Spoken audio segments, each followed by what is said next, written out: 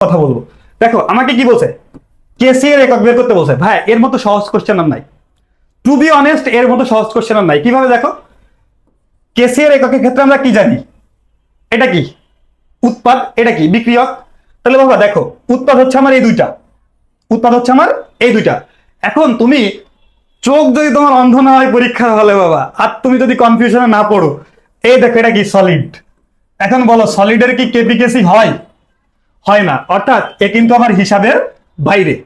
এবার তাইলে আমার আসলে কি Fe3+ এর ঘনমাত্রা ডিভাইডেড বাই Ag+ এর ঘনমাত্রা, Ag+ এর ঘনমাত্রা ডিভাইডেড বাই হচ্ছে তোমার এই যে Fe2+ এর ঘনমাত্রা, এই এতটুকু।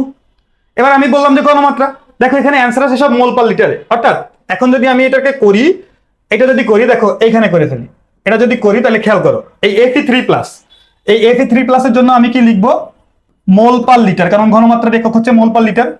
আচ্ছা এই দুইটার জন্য আমি কি লিখবো, দুইটা মোল পার লিটার লিখবো।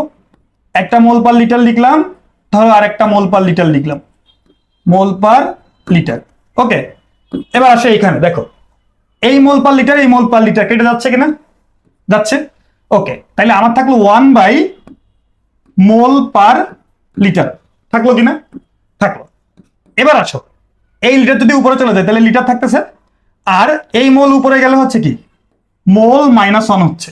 দেখো এই যে অ্যান্সার সি, লিটার পার মোল -1।